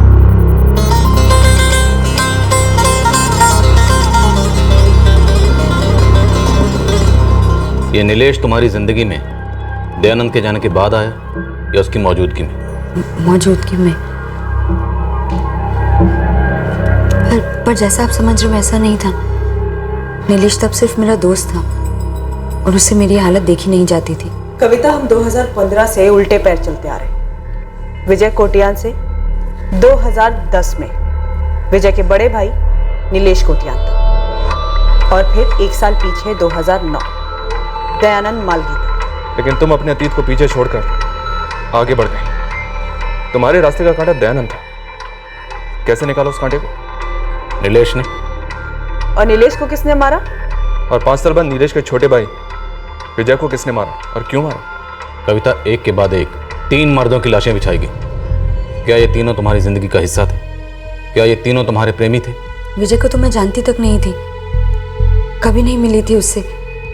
बस उसके बारे में सुना था नीलेश से, और आज पता चला कि वो भी मर गया। ठीक है कविता, तुमने विजय को नहीं मरवाया, पर दयानंद को? क्या नीलेश ने तुम्हारे कहने पर दयानंद को मार दिया या फिर तुम्हारे पीठ पीछे, ताकि वो दयानंद को तुम्हारी जिंदगी से दूर कर पाए और खुद उसकी जगह ले पाए? नहीं, ऐसा नहीं है। मुझे तो खुद नीलेश पर शक था, इसलिए मैंने उससे कई दफा पूछा, पर हर बार वो यही बोलता था कि वो ऐसा नहीं कर सकता। ओमकार प्रसाद, रतन राव, कार्तिक गिरी, ये तीनों कंस्ट्रक्शन साइट के कामगार और पेशेवर हत्यारे भी हैं। ये तीनों मर्डर्स में शामिल हो सकते हैं। तुम इन तीनों को जानती हो? नहीं साहब, मैं ये रतन ओमकार वगैरह को नहीं जानती। कार्तिक को जानती हूँ और उससे दयानंद के बारे में पूछा भी था मैंने। कार्तिक, तुमने दयानंद को देखा क्या? वो 4 दिन से घर नहीं आया है। हाँ, मैंने भी कई दिनों से दयानंद को यहाँ पर नहीं देखा है, पर मुझे नहीं पता वो कहाँ है। मैंने उस दयानंद के आई बाबा से भी पूछा, पर उन्हें भी कुछ नहीं पता। तुम फिजूल में अपना दिल जला रही हो, जबकि दयानंद का दिल किसी और औरत के लिए जलता है। मतलब वो उसके साथ भाग गया क्या? हो सकता है। वैसे मुझे उन दोनों के लफड़े के बारे में पहले से पता था, पर अब उनका निजी मामला में दखल देने वाला कौन होता हूँ। और कविता, समझने की कोशिश करो, दयानंद तुम्हें छोड़ के जा चुका है।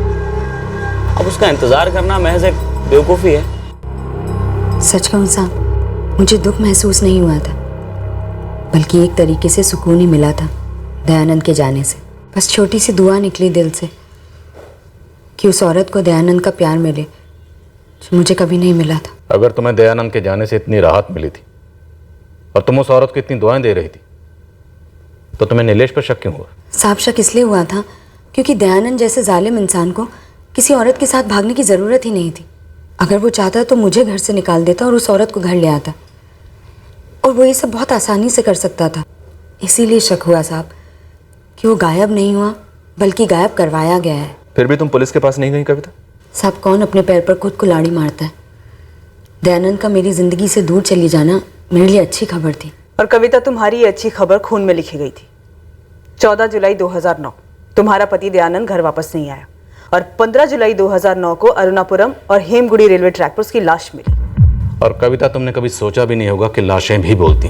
तुमने सिर्फ ये सोचा कि ओमकार, रतन और कार्तिक अपने काम में माहिर हैं। तुमने उनसे ये काम करवाया। ये विजय क्यों मारा? ये सच नहीं है साहब।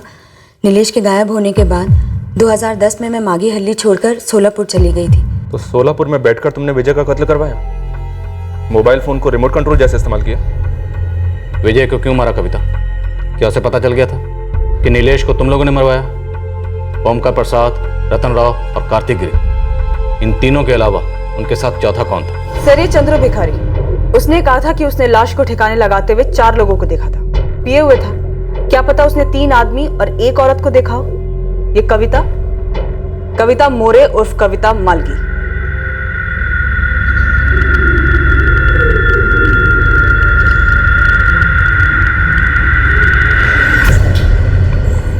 क्या जीतू, 2 खंबा भी पी जाऊं तो आदमी को औरत थोड़े ना बोलूंगा। और ये औरत तो साड़ी पहनी है। वो चारों आदमी ही थे।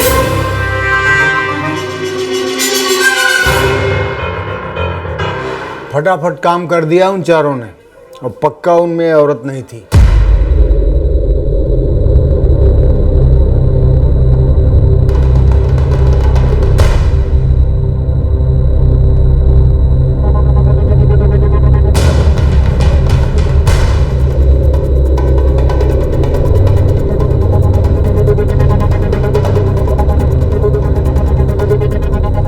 सर, ये कविता के पूरे 1 साल के कॉल रिकॉर्ड्स हैं, लेकिन इसमें एक भी नंबर यहाँ मागी अली का नहीं है, सिवाय नफीसा के। हुए जुर्म का पूरा ब्लूप्रिंट हमारे सामने है, और फिर भी किसने किया, क्यों किया, इसका एक भी स्केच हमारे पास नहीं। इन तीनों हत्यारों के लिए मैनहंट लॉन्च करो। इनमें से कोई एक भी या आधा भी हमारे हाथ लगा ना तो हमें इस केस का क्रैक मिल जाएगा। हमने एक बड़े पैमाने पर सर्च ऑपरेशन लॉन्च किया, रतन राव, ओमकार प्रसाद और कार्तिक गिरी, इन तीनों को ढूंढने के लिए। लेकिन वो चौथा शख्स कौन था, ये अभी भी एक बहुत बड़ा सवाल था।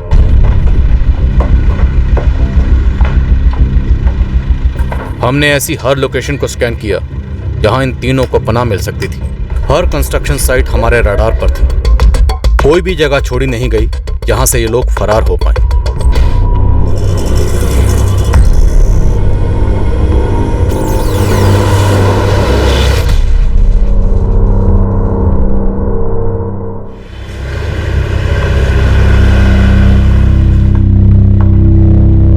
ऊपर ही है साहब, बिल्कुल भी भनक नहीं लगी उसको।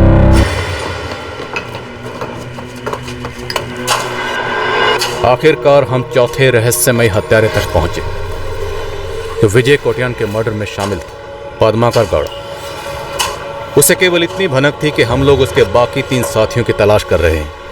पद्माकर ने कभी सोचा भी नहीं था कि हम इस ट्रिपल मर्डर केस की जड़ को पकड़ लेंगे। पद्माकर के बारे में मैंने आपको क्यों नहीं बताया? क्योंकि आप लोगों ने कभी मुझसे पूछा ही नहीं उसके बारे में। क्या वो भी इस कांड में शामिल है? बस करिए नाटक। वैसे ही तुमने हमें बड़ी चालाकी से इस पद्माकर के बारे में एक शब्द भी नहीं बताया पहले। ऐसा नहीं है। जैसा भी है, गड़े मुर्दे उखड़ चुके हैं, अब सारे कंकाल सामने हैं। इन हत्याओं में मेरा कोई हाथ नहीं था। एक बात और, मैं पद्माकर को पूरी तरह भुला चुकी हूँ।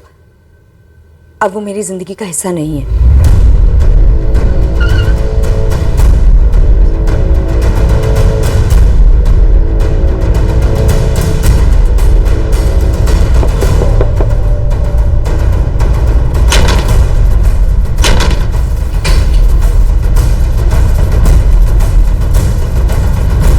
आखिरकार ये केस तब क्रैक हुआ जब रतन राव हमारे हाथ आए। सबसे पहले हम रतन राव तक पहुंचे और उसके जरिए बाकी तीनों तक। बाकी जितने भी कत्ल किए हैं वो सब के सब बता दे रतन। 2015 और 2010 वाले मर्डर में मैं शामिल था, 2009 वाले में मैं शामिल नहीं था साहब। शुरू हो जा। सबसे पहले 2015 विजय कोटियान, क्यों मारा तूने विजय कोटियान को? वो तो तेरा दोस्त था ना? हाँ, दोस्त था वो मेरा, पर वो कार्तिक गड़बड़ किया। कैसी गड़बड़? एक दिन विजय के साथ दारू पी रहा था, तभी पता नहीं क्या बक दिया। दूसरे दिन विजय अपना प्लान लेके मुझे आके मिला। साहब क्या हुआ विजय? अभी तेरे को मेरे साथ मेरे लिए एक काम करना पड़ेगा। अरे करना क्या वो तो बता विजय। तो मेरा दोस्त है ना, बोल। दोस्त है ना? ये भी कोई पूछने का बात है? काम क्या है? किसी को जान से मारना है। किसको? उसने जिसने मेरे नीलेश अन्ना को जान से मार दिया।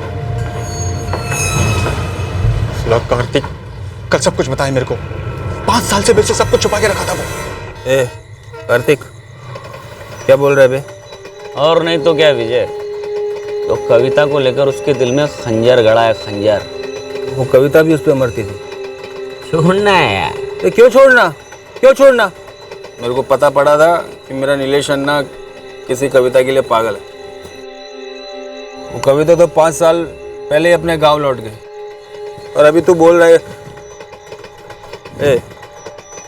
तो पद्माकर ने मार डाला ना? अरे क्यों बाल की खाल निकाल रहा है, जाने देना। अरे निकालूंगा ना यार, बाल की खाल निकालूंगा मैं। मेरा नीलेश अन्ना 5 साल से घर नहीं लौटा। मेरे अम्मा अब्बा का हालत खराब है उसका इंतजार में, और अभी तू बोल रहा है बोलना वो पद्माकर ने मार डाला है मेरे अन्ना को, क्योंकि वो जान छिड़कता था कविता पे, है ना? बोलना। मैं नशे में कुछ भी स्टोरी बना रहा हूँ। तेरे ग्लास खाली है, लेना लेना। अरे पक्का मालूम है मेरे को, उसने पद्माकर ने मेरे अन्ना को मार डाला, और दयानंद को भी उससे पहले पद्माकर ने मारा होगा।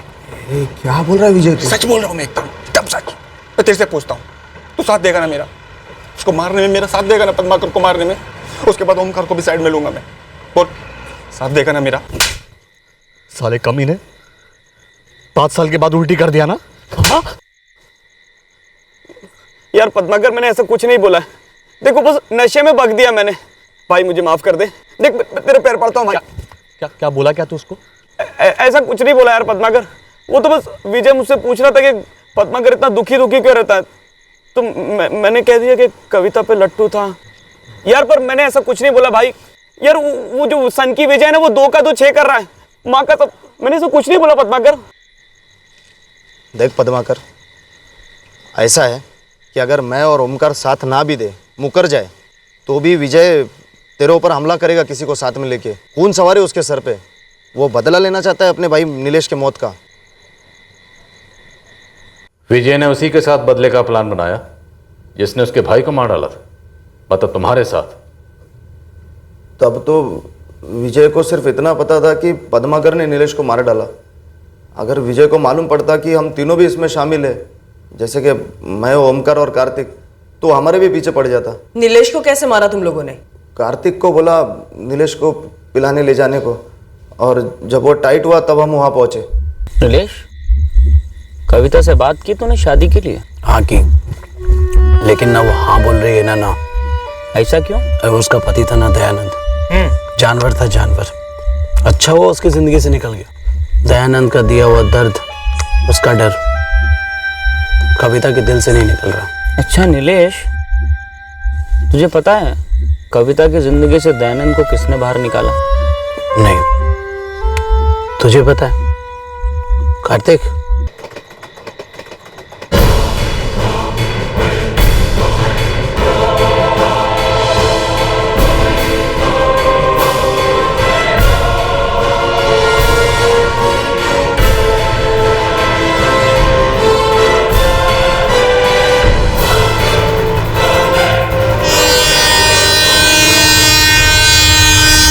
नवंबर 2015 को विजय को क्या कहकर बुलाया कि तुम लोग मिलकर पद्माकर को मारोगे? हाँ साहब, मैं विजय को बोला कि ओमकार पद्माकर को पिला के पूरा टून कर देगा, उसके बाद अपन वहाँ पहुँचेंगे और मार देंगे पद्माकर को। मैं किसी का खून करने जा रहा हूँ। चल। हाँ चल विजय, अभी पद्माकर फुल टाइट हो गया होगा पी के, वो ओमकार ने खूब पिलाया होगा उसे।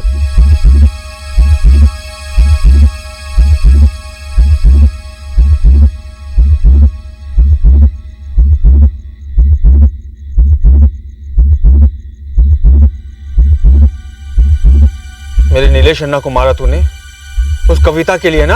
हाँ, हालांकि मारने का बिल्कुल भी दिल नहीं था, जैसे कि तुझे भी मारने का दिल नहीं है, पर क्या करें, मजबूरी है। तूने मुंह नहीं फाड़ा होता ना तो ये करने की जरूरत ही नहीं पड़ती।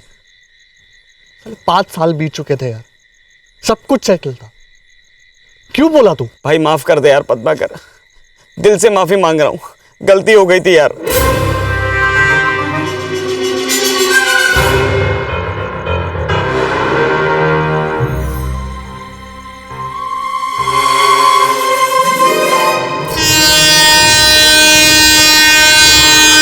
जैसा कि आपको बोला साहब, नीलेश और विजय को हम चारों ने मिलकर मार डाला, पर 2009 वाले मर्डर में मैं शामिल नहीं था साहब। अभी कुछ टाइम पहले ये जो निखिल मार्गी का मर्डर किया तुम दोनों ने, ओमकार और तूने मिलकर, इसके अलावा और कितनी सुपारियां ले चुके हो तुम दोनों आज तक? जो किया सब बता दिया, उसके अलावा कभी कुछ नहीं किया हमने। ईश्वर, इससे पहले कि पद्माकर गायब हो, उठाओ इसे। बाप रे, ये सभी एक दूसरे के खून के प्यासे हो गए थे, लेकिन ऐसा माजरा क्या हुआ था इनके बीच? हाँ, मैं मानती हूँ कि मैं और पद्माकर प्यार में थे, लेकिन वो तब की बात है जब मेरी शादी नहीं हुई थी।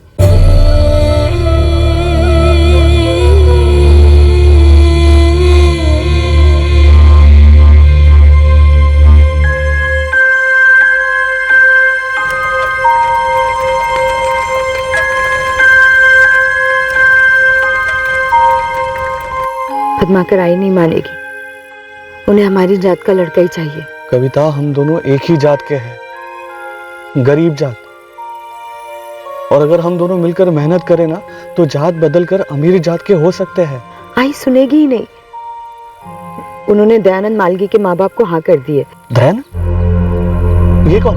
दयानंद के माँ बाप हमारी बस्ती में रहते, उन्हें मैं शादी के लिए पसंद आई तो उन्होंने आई से बात की। उन्होंने कहा शादी का पूरा खर्चा वो ही उठाएंगे और दहेज भी नहीं लेंगे। ऊपर से हम दोनों एक ही जात के हैं। आई ने पक्की कर दी बात। क्या मतलब पक्की वक्की कर दी? कविता, तू चल हम दोनों भाग चलते। मैं आई के साथ ऐसा नहीं कर सकती। मतलब तू किसी भी दयानंद के साथ शादी कर लेगी? करनी पड़ेगी। मैं बस यही बोलने आई थी तुझे। कविता, बोलना, तू कैसे जीऊंगा मैं तेरे बगैर?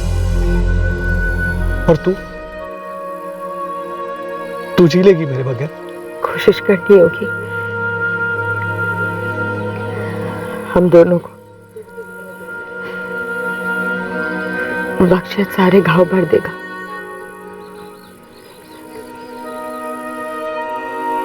साहब, अगर आप किसी से बहुत ज्यादा प्यार करते हो तो क्या उसे रोज सामने पीटा हुआ देख सकोगे? कभी चेहरा सूजा हुआ है, कभी चाल लगड़ी है। साहब, जब मुझे कविता ऐसी हालत में दिखती ना, तब मेरा खून खोलने लगता साहब। वो वैशी जानवर दयानंद मेरी कविता, मेरे प्यार को खुरेद कर खत्म करने पर तुला था। दयानंद से शादी के बाद मैंने पद्माकर से कभी मदद नहीं मांगी, कभी भी नहीं। बस कभी कभार साइड पे टकरा जाते थे तो 2-4 बातें हो जाती थी।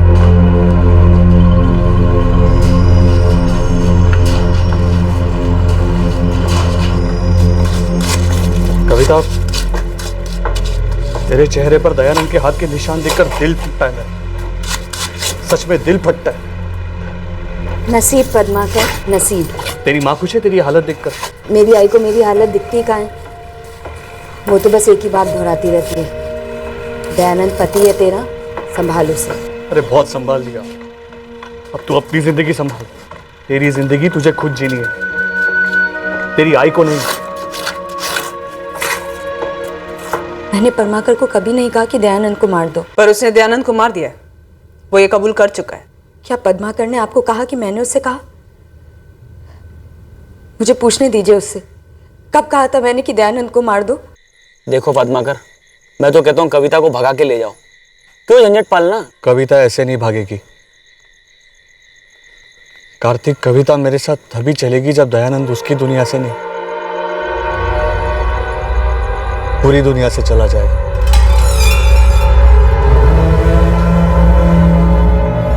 आ गया साला।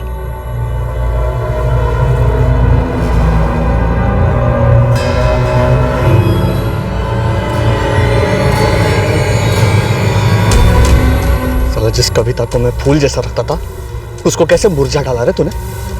हाँ, आदमी है कि हैवान?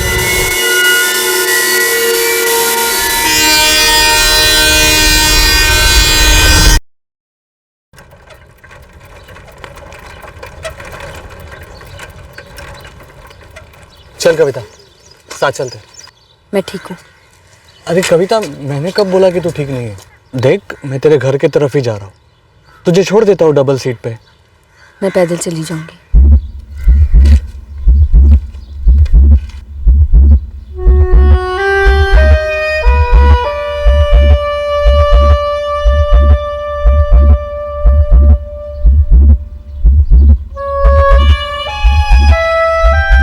कविता देख, घुमा फिरा के बात नहीं करूंगा, मेरे को तेरे से शादी करनी है। मुझे किसी से शादी नहीं करनी, तुमसे नहीं, किसी से भी नहीं। अब सब कुछ बदल चुका है। लेकिन मैं नहीं बदला रे कविता, मैं अब भी तुझसे उतना ही प्यार करता हूं जितना तब करता था।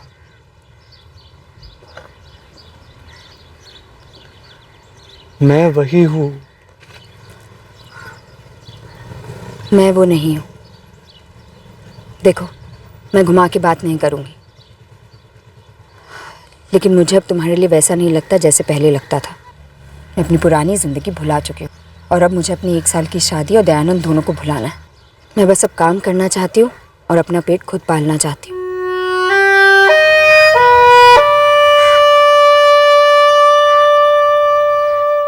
ऐसा होता है कभी, आपको भी मालूम होगा कि प्यार खत्म हो जाता है किसी के लिए। पर पद्माकर ने दयानंद को खत्म कर दिया और फिर नीलेश को भी, जिससे तुम प्यार करने लगी थी। यही बात पल्ले नहीं पड़ रही है मैडम। पद्माकर किसी को मारने वाला गुंडा बदमाश नहीं था, भला इंसान था वो। पता नहीं उसे क्या लगा उसे कि दयानंद और नीलेश को मार के वो मुझे हासिल कर लेगा। कविता के प्यार में मैंने दयानंद को मार डाला, फिर मुझे नीलेश के बारे में पता चला, दिमाग सुन पड़ गया साहब। ये सच है पद्माकर, कविता अब नीलेश के प्यार में। शायद इसीलिए कविता तुम्हें मना कर रही होगी।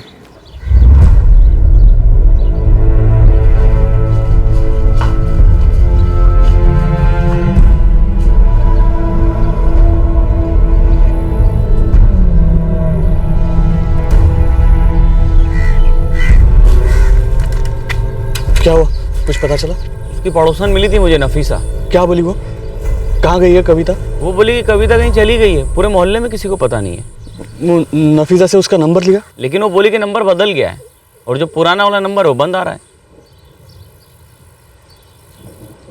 दयानंद और नीलेश को मैंने एक मकसद से मारा था, कविता को हासिल करने के लिए। लेकिन कविता ही मुझे ठुकरा कर चली गई। उसके बाद मेरा किसी भी चीज में दिल नहीं रखता था। एक कार्तिक की एक गलती की वजह से मेरी जान को खतरा था। साहब, अगर मैं विजय को नहीं मारता तो विजय मुझे मार डालता। ये लोगों को जान से मारकर रेल की पटरी पर चेहरा बिगाड़ना कब से चल रहा है? दयानंद पहला था साहब, उससे पहले मैंने जिंदगी में एक मक्खी तक नहीं मारी थी। सीधे सीधे बोल, कितने? सीधे सीधे बोल रहा हूँ साहब, दयानंद, नीलेश और विजय।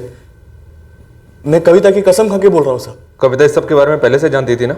नहीं साहब, उसको तो रत्ती भर की खबर नहीं थी।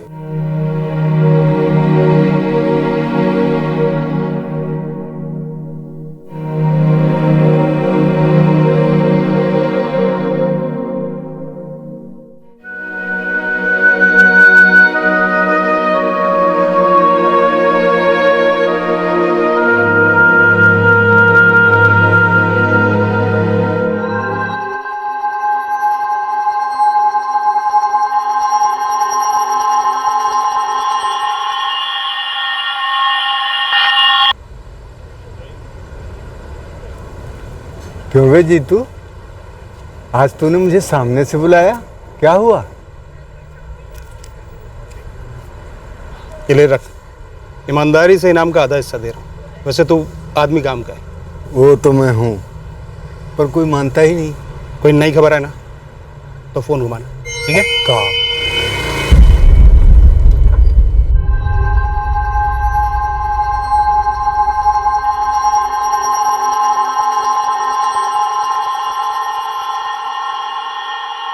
हमें पता लगा कि रतन राव, ओमकार प्रसाद और कार्तिक गिरी एक और सुपारी हत्या में शामिल थे। उन्होंने कबूल भी किया। फिलहाल उनकी इंटरोगेशन चल रही है उनकी और केसेस में इन्वॉल्वमेंट का पता लगाने के लिए। अगर दयानंद के एक्सीडेंट केस को थोड़ा और संजीदगी से लिया गया होता, अगर मर्डर होने के चांसेस टटोले गए होते, तो सच 8 साल पहले ही सामने आ जाता। अगर ऐसा होता तो 7 साल पहले नीलेश की मौत नहीं होती। और इसके चलते जाहिर है विजय भी बदला लेने के लिए घर से नहीं निकलता और मारा नहीं जाता। हमने पहले भी ऐसे कई केसेस हैंडल किए हैं जहां रेलवे ट्रैक पर लाश मिलती है, सब एक्सीडेंट समझते हैं, पर निकलता मर्डर है। ऐसा होना नहीं चाहिए। हमें इस केस से एक बड़ी सीख मिली है। कोई भी सुराग, टिप ऑफ बिना अच्छी तरह टटोले उसे नजरअंदाज करना सही नहीं। आखिरकार समय पर लगा एक टांका 9 टांके बचाता है। जय हिंद। इस तरह के और भी एपिसोड देखने के लिए हमारे चैनल को सब्सक्राइब करें और बेल आइकन दबाना ना भूलें।